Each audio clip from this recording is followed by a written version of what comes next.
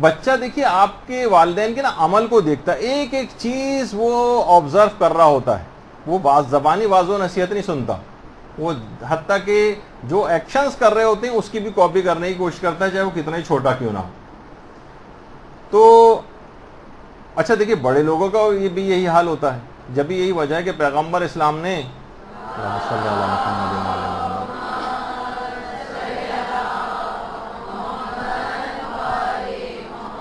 40 سال تک عملی طور پر تربیت پہلے نا عمل کر کے دکھایا، پھر اس کے بعد لوگوں کو تربیت دینی شروع کی، پھر اس کے بعد اعلان رسالت کیا. بڑوں میں بھی ہوتا ہے، پہلے وہ آپ کے عمل کو دیکھتے ہیں، پھر قول و فعل کا کوئی تضاد تو نہیں ہے، پھر آپ کی بات کو سنتے ہیں. تو بچہ جو ہے والدین کو پورا دیکھ کے کاپی کر رہا ہوتا ہے. تو عمل والدین جو ہے ان کو عمل کے اعتبار سے مضبوط ہونا چاہیے. یہی وجہ ہے کہ ہمارے چھٹے امام امام جعفر صادق علیہ الصلوۃ والسلام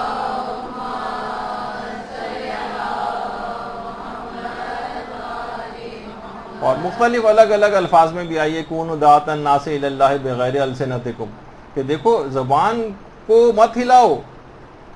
اللہ کی طرف بلانے میں، بلکہ اپنے عمل سے تبلیغ کرنے کی کوشش کرو. بغیر السنتکم یعنی زبان کو ہلائے بغیر، یعنی تمہارا خود عمل اس کیسا ہو کہ لوگ اس کو اللہ کی طرف جو ہے خود بخود وہ کھینچ کر لے جائے. تو بہت کم لوگ ہوتے ہیں جو زبانی واضح و نصیحت کا اپنی جگہ پر ایک اثر ہے، لیکن وہ عمل کے اعتبار سے اگر آپ کوئی نمونہ عمل بن کر دکھا دیں بچے کو تو وہ خود بخود بہت ساری چیزیں آبزرو کر رہا ہوتا ہے. علماء دیکھیے ایک بات بڑی اچھی کہتے ہیں کہ دیکھیے جو بھی ماں یہ چاہتی ہے کہ میری بیٹی جو ہے باحجاب بن جائے، ماں کو خود پہلے باحجاب ہو کر دکھانا پڑے گا. جو صفت بھی آپ چاہتے ہیں کہ آپ کی اولاد میں پیدا ہو جائے، مثلا آپ چاہیں کہ میرا بچہ جو سچا ہو، آپ کو خود سچائی کا پہ عمل کرنا پڑے گا. کہ آپ کا بچہ بہت زیادہ دیانت دار ہو، امانت دار ہو، خوش اخلاق ہو، دیندار ہو، نمازی ہو، روزے دار ہو، والدین کا احترام کرنے والا ہو، تو یہ تمام چیزیں خود مربی کو اپنے اندر پیدا کرنی پڑیں گی. یعنی یہ ممکن نہیں ہے کہ آپ ان تمام چیزوں کی مخالفت کریں اور اس کے بعد پھر توقع رکھیں کہ بچہ میرا بہت اچھا ہو جائے. یہ صرف ایک خواہش ہوگی، ایک دیوانے کا خواب جسے کہا جاتا ہے وہ ہوگا، اس کے علاوہ اس سے زیادہ اس کی کوئی حیثیت نہیں. مثلا کوئی کہے کہ بہت میرا بچہ بڑا ہو کر یعنی علم کے لحاظ سے بھی ہو تو پھر باپ کو بھی ایسے بننا پڑے گا. ضروری نہیں کہ ہر شخص کوئی باقاعدہ عالم دینی بنے، لیکن ایک کم سے کم ایک بیسک دین کی معلومات تو ضرور اس کے پاس، والدین کے پاس ہونی چاہیے. کہا جاتا ہے کہ ہمارے جو رہبر معظم ہیں علی خامنئی، یہ دیگر بچوں کی یعنی جو ابتدائی دینی کتابیں ہیں، شرح امثلہ اور دیگر جو ابتدائی دینی کتابیں ساری کی ساری انہوں نے بچپن میں اپنی ماں سے پڑھی تھی، اپنی والدہ گرامی سے. یعنی ماں اتنی تربیت یافتہ گھر کے اندر موجود تھی کہ ابتدائی حوزوی ابتدائی دینی کتابیں ساری ماں نے ان کو پڑھائی. تو اگر خود عامل نہیں ہیں اور خود وہ تربیت یافتہ نہیں ہیں اور خود دیندار نہیں ہیں تو بچوں سے کیسے تربیت کی توقع کی جا سکتی کہ بڑے تربیت یافتہ ہوں گے. وہ جو لطیفہ بھی ہے نا کہ وہ لڑکا جو ہے ایک درخت جو تھا امرود کا اس کے اوپر چڑھا ہوا تھا، تو مالی نے پکڑ لیا اس کو اور کہا کہ بھائی یہ کیا، چلو تمہیں پکڑ کے تمہارے باپ کے پاس لے کے چلتا ہوں. اس نے کہا دور جانے کی ضرورت نہیں، ابا برابر والے پیڑ پہ چڑھے وہ بھی امرود کھا رہے ہیں. تو اب یہ جو ہے اس قسم کا، یعنی خود والدین بھی اسی کے اندر گرفتار ہوں گے تو یہ ایسے جو ہے وہ بچوں کی تربیت کون کرے گا؟ ان کو خود بھی والدین کو اپنا کردار ایسا بنانا پڑے گا. امام خمینی کے جو استاد تھے آیت اللہ شیخ عبد الکریم حائری، کتنا ہر دفعہ تقریباً کم و بیش کسی نہ کسی لیکچر کے اندر ان کا ذکر آ ہی جاتا ہے، اور واقعتاً ہے بھی اتنی بڑی شخصیت کہ حوض علمیہ قم شیخ عبد الکریم حائری نے قائم کیا تھا، جو قم میں آج علمی بہار آپ کو نظر آ رہی ہے اور ہزاروں مجتہدین یہاں پر خدمات انجام دیتے نظر آ رہے ہیں اور جو اب تک گزر چکے ہیں اور جو آئندہ آئیں گے، وہ سب کا ثواب شیخ عبد الکریم حائری کے نام اعمال میں لکھا جاتا رہے گا. ان کے اپنے والد پیشے کے اعتبار سے قصائی تھے. دیکھیے پیشہ کسی کا کوئی بھی ہو، لیکن اگر کوئی تربیت یافتہ ہے تو وہ اور اپنی اولاد کی اچھی تربیت کر جائے.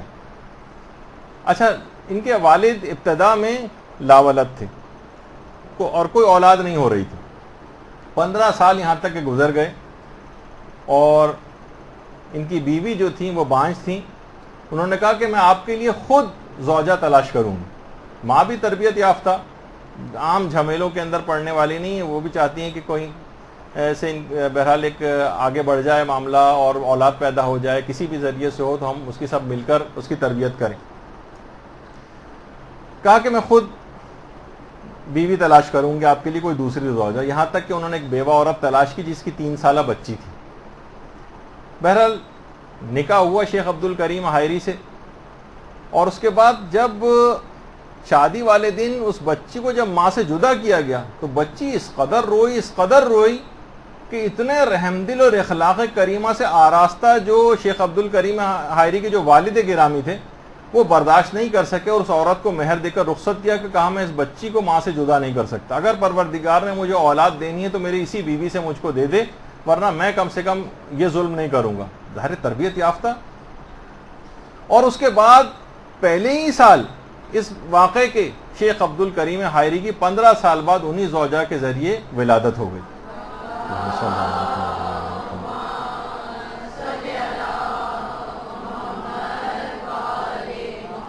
جو کہ بعد میں عالم بنے، فقیہ بنے، مرجع بنے، یہاں تک کہ حوض علمیہ قوم کے بانی بنے۔ انہی کے شاگردوں میں امام خمینی تھے۔ امام خمینی کے استاد تھے شیخ عبد الکریم حائری،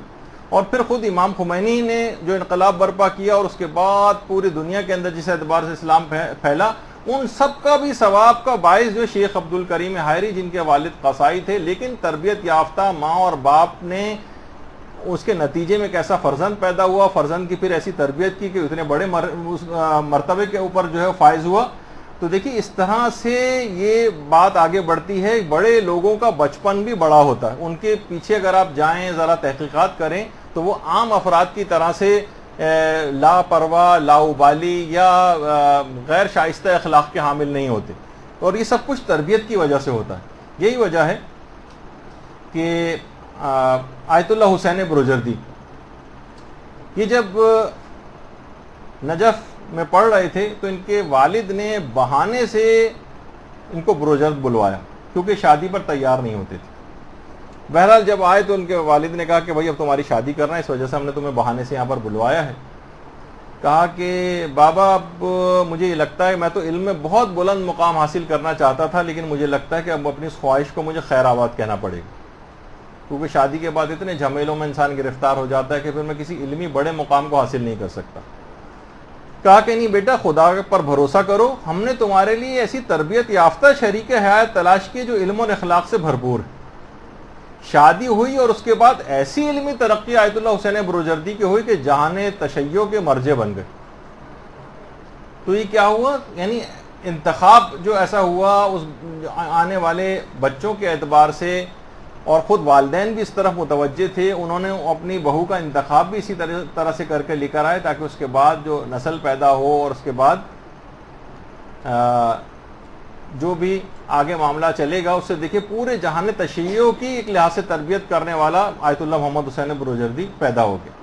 اسی طریقے سے آیت اللہ سید محمد حسین طباطبائی جب جوانی کا دور تھا اور اس کے بعد پھر ان کی جو ہے شادی ہوئی، اور یہ اپنے تمام تر روحانی کمالات کو بڑھاپے تک ہی کہتے تھے کہ سب کی سب میری زوجہ کی مرہون منت، یعنی وہ تربیت یافتہ زوجہ، اور اس کے بعد پھر آیت اللہ طباطبائی کی اپنی اولادیں ساری جس اعتبار سے ان کی تربیت کی۔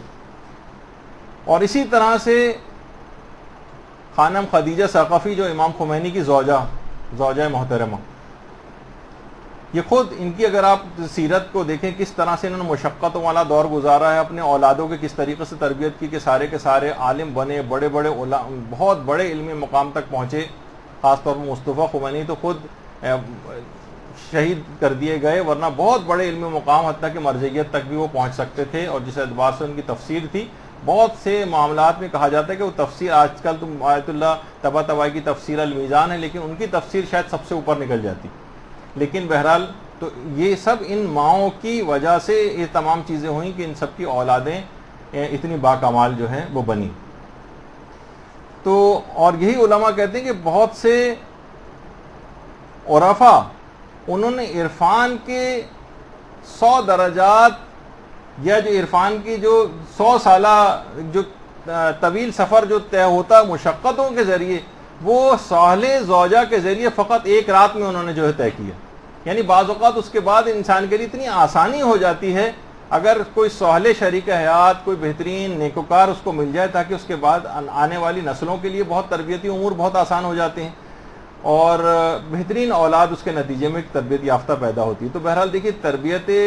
مربی اگر ہو جائے تو پوری نسل برباد ہونے سے بچ جاتی ہے. لیکن یہاں پر کیا ہوتا ہے کہ وہ سانچہ وہ بھی اگر خراب ہو جائے، جس کے اندر کوئی پروڈکٹ ڈال کے تیار ہونی تو پھر وہ پروڈکٹ بھی خراب ہی نکلتی. دیکھیے وہ چیز کہی جاتی ہے نا کہ مفکر کا بڑا اچھا قول ہے کہ لوگ عمل نہیں کرتے. میں نے لوگوں کو کہتے ہیں مذہب کے لیے لڑتے دیکھا ہے، مذہب کے لیے حمایت کرتے دیکھا ہے، لوگوں کو مذہب کی مخالفت کرتے دیکھا ہے، یہاں تک کہ لوگوں کو مذہب کے لیے مرتے دیکھا ہے، لیکن لوگوں کو مذہب کے مطابق زندگی گزارتے نہیں دیکھا. یعنی تمام چیزیں کر لیں گے لیکن عمل کر کے نہیں دکھائیں گے مذہب کے مطابق. تو بہرحال یہ تمام چیزیں ایسی ہیں کہ دیکھیے سب سے پہلا مرحلہ علماء یہ فرماتے ہیں کہ والدین کا جو ہے وہ نیک ہونا. والدین اگر نیک ہو جائیں تو سارے مسئلے اس لحاظ سے آسان ہوتے چلے جاتے ہیں اس کے بعد اور معاشرے کے اندر پھر وہ تبدیلی نظر آتی. وہ جو کہا جاتا ہے نا کہ روایت، اس کا مفہوم یہ ہے کہ آخری زمانے میں مائیں بہتر ہے کہ سانپ اور بچھو پیدا کریں بنسبت اس کے کہ وہ بے تربیت یافتہ اولادیں پیدا کریں. مفہوم ہے روایت کا، الفاظ تھوڑے سے مختلف ہیں لیکن مفہوم یہ ہے کہ بہتر ہے کہ تم سانپ اور بچھو پیدا کر لیتی لیکن تم نے یہ اس طرح سے اولادوں کو بے تربیت کر کے معاشرے کے اندر چھوڑ دیا، یہ زیادہ نقصان دہ ہو گئے اس سانپ اور بچھوؤں سے بھی. یہی وجہ ہے کہ امیر المومنین علیہ الصلوۃ والسلام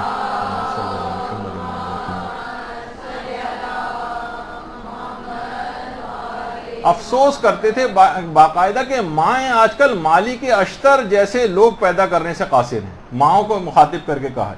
مالک اشتر، مصر میں جن کا روضہ ہے مالک اشتر کا،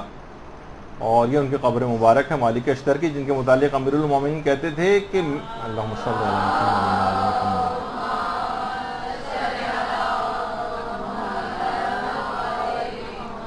کہ مالک اشتر کی میرے نزدیک وہی حیثیت ہے جو اللہ کے رسول کے لیے میری حیثیت تھی، یعنی اس طرح کے مالک اشتر. اور پھر وہیں انہی مالک اشتر کے بیٹے ابراہیم بن مالک اشتر، جن کے روضے کو تھوڑے عرصے پہلے تکفیریوں نے باقاعدہ بلاسٹ کر کے وہاں پر ان کے روضے کو شدید نقصان پہنچایا. تو بہرحال تو امیر المومنین نے کیا فرمایا کہ آج کل مائیں مالک اشتر جیسے افراد پیدا کرنے سے قاصر،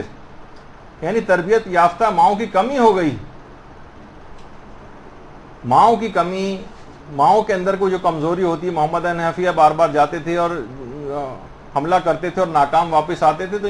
امام نے محمد حنفی کے ہاتھ پر ہاتھ مار کے کہا تھا یہ ماں کی کمزوری کی وجہ سے. اور اس کے مقابلے میں ایک ایسی شجاع خاتون کا اپنی انتخاب اسی وجہ سے واقع کربلا کے حوالے سے کروایا تھا کہ ابو الفضل العباس جیسا جوان جو ہے پیدا ہو سکے.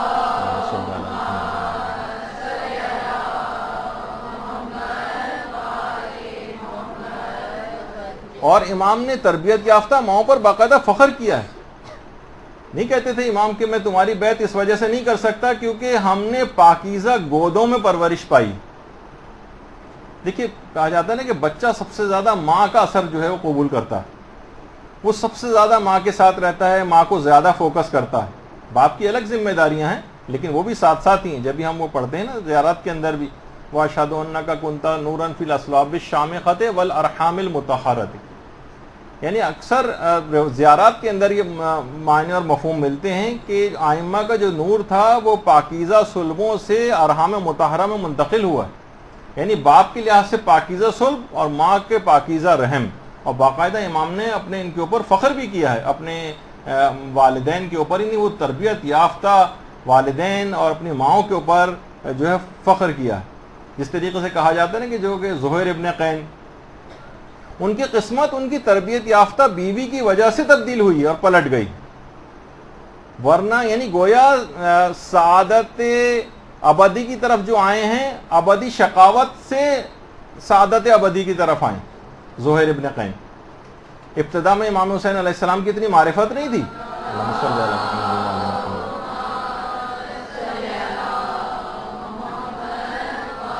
ایک لحاظ سے غیر جانبدار تھے، بلکہ اتفاق سے امام کے ساتھ ساتھ ہی سفر کر رہے تھے. امام کا جہاں خیمہ لگتا تھا وہاں سے دور ہٹ کے اپنا خیمہ لگاتے تھے. اور اب تو کیونکہ اس متعلق فلمیں بھی آ گئی ہیں کہ زہیر اس وقت بیٹھے ہوئے کھانا کھا رہے تھے اور قاصد نے جو ہے آ کر کہا کہ امام حسین نے آپ کو یاد کیا ہے، تو زہیر کے حلق میں کھانا پھنس گیا. سخت پریشانی ہے. اسی وقت ایک تربیت یافتہ بامعرفت زوجہ کی آواز گونجتی ہے اور کہتی ہے زہیر کس سوچ میں پڑ گئے ہو، امام وقت نے تم کو پکارا ہے، کیوں جواب نہیں دیتے ہو؟ اور اس تربیت یافتہ زوجہ کی وجہ سے زہر کی قسمت پلٹ گئی، خواب غفلت سے بیدار ہوئے، گویا جس طریقے سے جھنجھوڑ دیا گیا۔ دیکھیے اگر کوئی دنیا دار زوجہ ہوتی تو کہتی تھی کہ کون سا امام کے اور چاہنے والے بہت سے ہیں، تم ہی جا کے وہاں پر کیا کرو گے، اور بہت سارے بہانے پیش کر سکتی تھی، لیکن نہیں، اس نے بیدار کر دیا زہر کو۔ اس کے بعد زہر گئے ہیں، اور اس کے بعد کس طرح سے شہادت کو حاصل کیا اور ایک سعادت ابدی کو اپنی اس بیوی کے فقط ایک جملے نے زہر کو تبدیل کر کے رکھ دیا۔ تو ایسی تربیت یافتہ زوجہ ہوں گی، ایسی تربیت یافتہ افراد ہوں گے، تو گھر میں کوئی بھی اگر ایک شخص بھی تربیت یافتہ ہو جائے اور دوسرے کی تربیت کا بیڑا اٹھا لے، دوسروں کو بھی سعادت کی طرف اسی انداز سے لا سکتا ہے۔ ہاں اگر ماں خراب ہو جائے تو پھر بہت مشکل ہو جاتا ہے۔ گھروں میں ہم دیکھتے ہیں کہ جن کی مائیں خراب ہو گئی ہیں، وہ گھروں میں ان اولادوں کا بہت مشکل ہو گیا ہے کہ وہ تربیت یافتہ ہو جائیں۔ حضرت نوح کے متعلق کہا جاتا ہے کہ حضرت نوح کے 4 بیٹے تھے، 3 بیٹے نیکوکار تھے، ایک بیٹا خراب نکل گیا تھا، وہی جس کے متعلق کہا جاتا ہے کہ وہ پہاڑ پر جا کر چڑھ گیا تھا۔ اس کی وجہ روایت میں یہ بتائی گئی، وہ 3 بیٹے الگ ماں سے تھے، اور یہ جو ایک یہ والا بیٹا تھا یہ الگ خراب ماں سے تھا، جس کا اخلاق و کردار اور جو ہے وہ عقیدہ بھی خراب تھا۔ تو اور یہی وجہ ہے کہ ان بے تربیت اولادوں کو دیکھ کر سخت افسوس کا اظہار کیا امیر المومنین علیہ الصلوۃ والسلام نے جنگ جمل میں، جب لاشیں بکھرے ہوئے تھے۔